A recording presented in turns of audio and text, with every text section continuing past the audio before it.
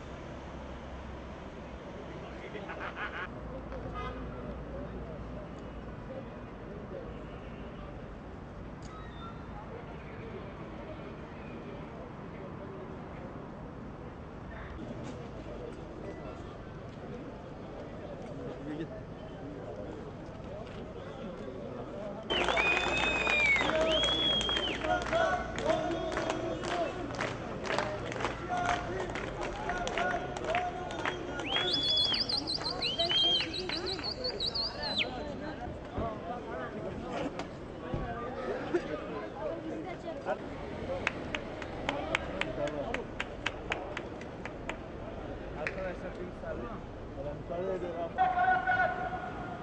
Aklı takdirde müdahale edeceğiz. Kadrodan arkadaşlar. Türk Sağ Yolu Diyarbakır halkına önemli duyurulur. Sevgili Diyarbakır halkı, polis konuşuyor. 3 Kasım Cumartesi günü istasyon meydanında yapılması planlanan miting Diyarbakır Valiliğince yasaklanmıştır. Abi şöyle etrafını çevir oradaki seçilmişlerin. Dışarıda kimseyi almıyorsunuz arkadaşlar. Dışarıda kimseyi bu gruba katmıyorsunuz. Arka tarafa şöyle geçin şöyle. Mobil gel şöyle gel. Arka tarafa gel şöyle. Şuradan arka tarafa. Geçin şöyle arka tarafa hadi. Yapmayın burası. Biz kimden koruyoruz kardeşim? Benim hala. Ya canım ben sana şurada ikaz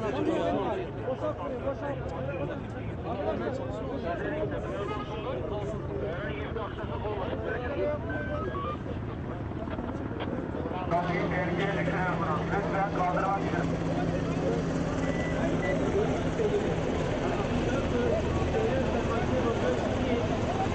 Diyarbakır Fatih Madaskere Mukada istasyonere Mirdikare Tipeye Uciderdore ve Ket Destur Tüneye Bela Amu Gelin Diyarbakır Giringa Zanibe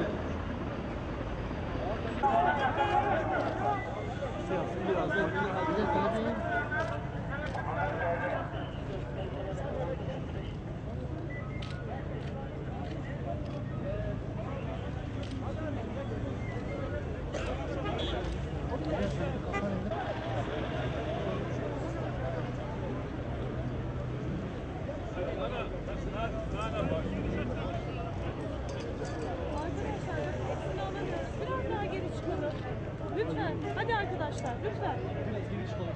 Gel gel.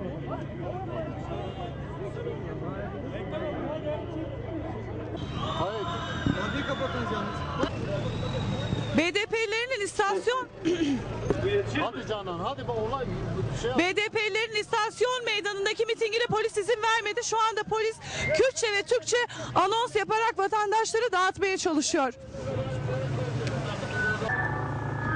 BDP'lilerin istasyon meydanındaki mitingine valilik izin vermedi. İşte bu caddede BDP'liler şu anda yolu kapattı. Polis Kürtçe ve Türkçe anons yapıyor.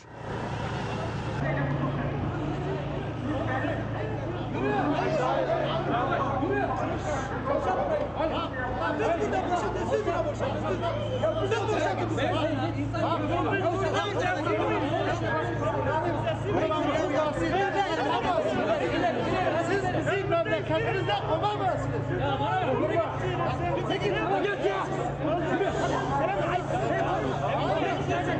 Burası Kürdistan burada.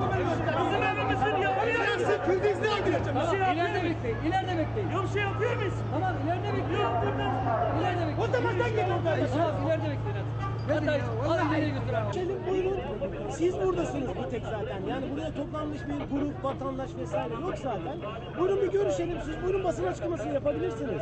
Bunu Yalnız başımıza mı yapacağız basın açıklaması? Biraz ileri gelsin.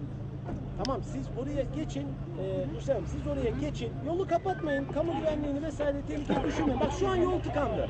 Burası Diyarbakır'ın en büyük ana arteridir. Turgut Özal Bulvarı. Geçin oraya. Konuşalım.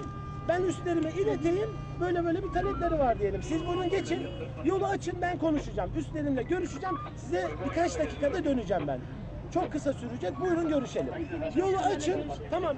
Yeter ki yolu açalım. Yani yolu kapatmanın bir manası yok.